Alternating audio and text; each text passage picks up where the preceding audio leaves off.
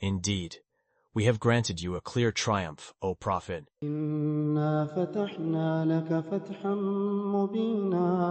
so that God may forgive you for your past and future shortcomings, perfect His favor upon you, guide you along the straight path. ليغفر لك الله ما تقدم من ذنبك وما تأخر ويتم نعمته عليك ويهديك صراطا مستقيما. And so that God will help you tremendously. وينصرك الله نصرا عزيزا. He is the one who sent down serenity upon the hearts of the believers so that they may increase even more in their faith.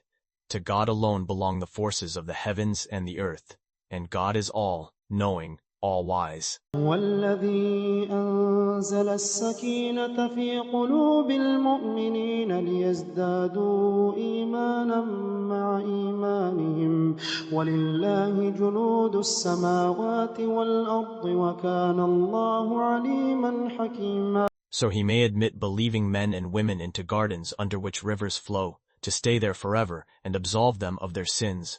And that is a supreme achievement in the sight of God. ليدخل المؤمنين والمؤمنات جنات تجري من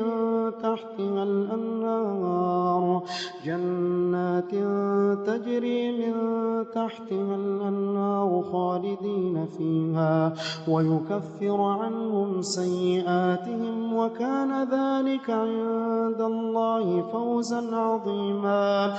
Also, so that He may punish hypocrite men and women and polytheistic men and women who harbor evil thoughts of God, may ill fate befall them.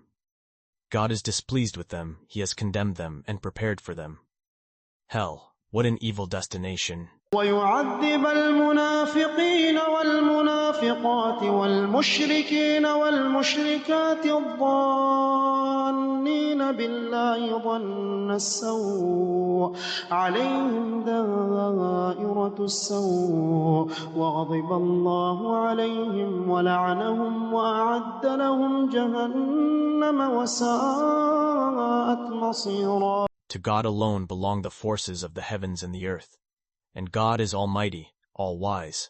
وَلِلَّهِ جُنُودُ السَّمَاوَاتِ وَالْأَرْضِ وَكَانَ اللَّهُ عَزِيزًا حَكِيمًا. Indeed, O Prophet, we have sent you as a witness, a deliverer of good news, and a warner. إِنَّا أَرْسَلْنَاكَ شَاهِدًا وَمُبَشِّرًا وَنَذِيرًا. So that you believers may have faith in God and His messenger, support and honor Him, and glorify God morning and evening. لِتُؤْمِنُوا بِاللَّهِ وَرَسُولِهِ وَتُعَزِّرُوهُ وَتُوَقِّرُوهُ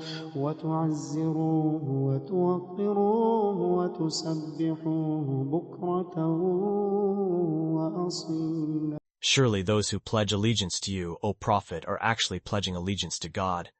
God's hand is over theirs. Whoever breaks their pledge, it will only be to their own loss. And whoever fulfills their pledge to God, He will grant them a great reward. الذين يبايعونك إنما يبايعون الله يد الله فوق أيديهم فمن نكث فإنما ينكث على نفسه ومن أوفى بما عاهد عليه الله فسيؤتيه أجرا عظيما. The nomadic Arabs who stayed behind will say to you, O Prophet, we were preoccupied with our wealth and families, so ask for forgiveness for us. They say with their tongues what is not in their hearts. Say, who then can stand between you and God in any way if He intends harm or benefit for you? In fact, God is all aware of what you do. سيقول لك المخلفون من الأعراب شغلتنا أموالنا وأهلنا فاستغفر لنا يقولون بألسنتهم ما ليس في قلوبهم قل فمن يملك لكم من الله شيئا إن أراد بكم ضرا أو أراد بكم نفعا بل كان الله بما تعملون. The truth is, you thought that the messenger and the believers would never return to their families again, and that was made appealing in your hearts. You harbored evil thoughts about God, and so became a doomed people. بل ظننتم أن لن ينقلب الرسول والمؤمنون إلى أهلهم وزين ذلك في قلوبكم وظننتم ظن السوء وكنتم قوما بورا. And whoever does not believe in God and his messenger, then we surely have prepared for the disbelievers a blazing fire. ومن لم يؤمن بالله ورسوله فإنا أعتدنا للكافرين سعيرا. To God alone belongs the kingdom of the heavens and the earth. He forgives whoever he wills and punishes whoever he wills. And God is all forgiving, most merciful. ولله ملك السماوات والأرض يغفر لمن يشاء ويعذب من يشاء وكان الله غفورا رحيما. Those who stayed behind will say, when you believers set out to take the spoils of war, let us accompany you. They wish to change God's promise. Say, O Prophet, you will not accompany us. This is what God has said before. They will then say, in fact, you are driven by jealousy against us. The truth is, they can hardly comprehend. سيقول المخلفون إذا انطلقتم إلى مغانم لتأخذوها ذرونا نتبعكم يريدون أن يبدلوا كلام الله قل لن تتبعونا كذلكم قال الله من قبل فسيقولون بل تحسدوننا بل كانوا لا يفقهون إلا قليلا. Say to nomadic Arabs who stayed behind, you will be called to fight against a people of great might, who you will fight unless they submit. If you then obey, God will grant you a fine reward. But if you turn away as you did before, he will inflict upon you a painful punishment. قل للمخلفين من الأعراب ستدعون إلى قوم أولي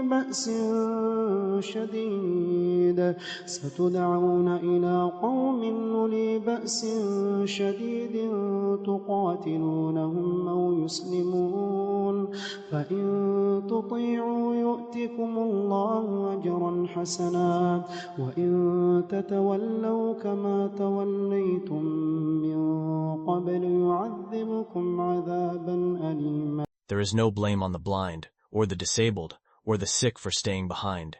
And whoever obeys God and his messenger will be admitted by him into gardens under which rivers flow. But whoever turns away will be subjected by him to a painful punishment. ليس على الأعمى حرج ولا على الأعرج حرج ولا على المريض حرج ومن يطع الله ورسوله يدخله جنات تجري من تحتها الأنهار ومن يتول يعذبه عذابا أليما. Indeed, God was pleased with the believers when they pledged allegiance to you, O Prophet under the tree. He knew what was in their hearts, so he sent down serenity upon them and rewarded them with a victory at hand. لقد رضي الله عن المؤمنين إذ يبايعونك تحت الشجرة فعلم ما في قلوبهم فأنزل السكينة عليهم وأثابهم فتحا قريبا. And many spoils of war they will gain, for God is Almighty, all-wise. ومغانم كثيرة يأخذونها وكان الله عزيزا حكيما. God has promised you believers abundant spoils which you will gain, so he hastened this truce for you. And he has held people's hands back from harming you, so it may be a sign for the believers, and so he may guide you along the straight path. وعدكم الله مغانم كثيرة تأخذونها فعجل لكم هذه وكف أيدي الناس عنكم ولتكون آية للمؤمنين ويهديكم صراطا مستقيما. And there are other gains which are beyond your reach that God is keeping in store for you. For God is most capable of everything. وأخرى لم تقدروا عليها قد أحاط الله بها وكان الله على كل شيء قديرا. وأخرى لم تقدروا عليها قد أحاط الله بها وكان الله على كل شيء قديرا. If the disbelievers were to fight you, they would certainly flee. Then they would never find any protector or helper. ولو قاتلكم الذين كفروا لولوا الأدبار ثم لا يجدون وليا ولا نصيرا. This is God's way, already long established in the past, and you will find no change in God's way. سنة الله التي قد خلت من قبل ولن تجد لسنة الله تبديلا. He is the one who held back their hands from you and your hands from them in the valley of Kudaybiyah near Mecca after giving you the upper hand over a group of them, and God is all-seeing of what you do. وهو الذي كف أيديهم عنكم وأيديكم عنهم ببطن مكة من بعد أن أظفركم عليهم وكان الله بما تعملون بصيرا. They are the ones who persisted in disbelief and hindered you from the sacred mosque, preventing the sacrificial animals from reaching their destination. We would have let you march through Mecca had there not been believing men and women unknown to you. You might have trampled them underfoot, incurring guilt for what you did to them unknowingly. That was so God may admit into his mercy whoever he wills.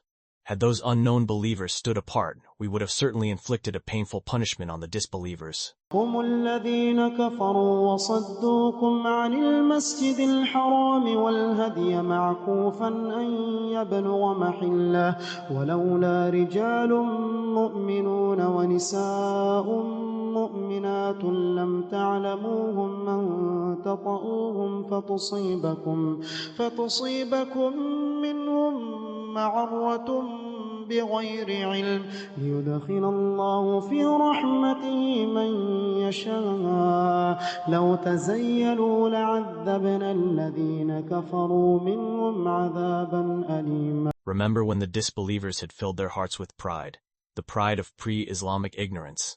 Then God sent down his serenity upon his messenger and the believers, inspiring them to uphold the declaration of faith, for they were better entitled and more worthy of it.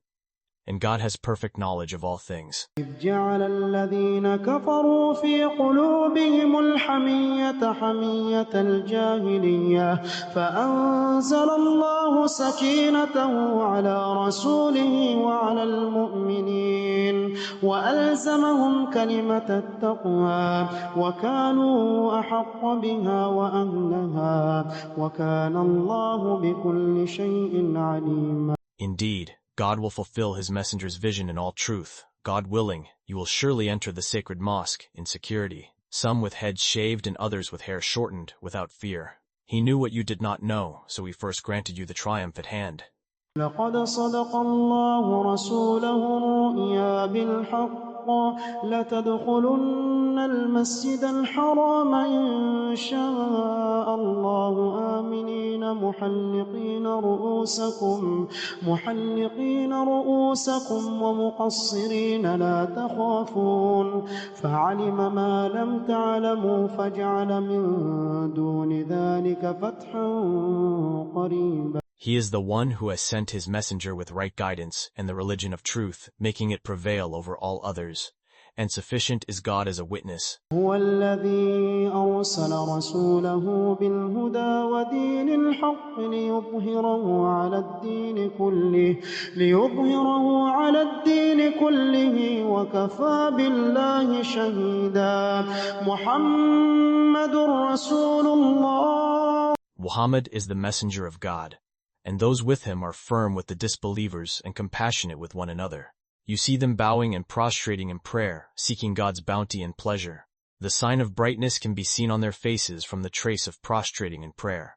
This is their description in the Torah, and their parable in the Gospel is that of a seed that sprouts its tiny branches, making it strong. Then it becomes thick, standing firmly on its stem, to the delight of the planters. In this way God makes the believers a source of dismay for the disbelievers. To those of them who believe and do good, God has promised forgiveness and a great reward. محمد رسول الله والذين معه أشداء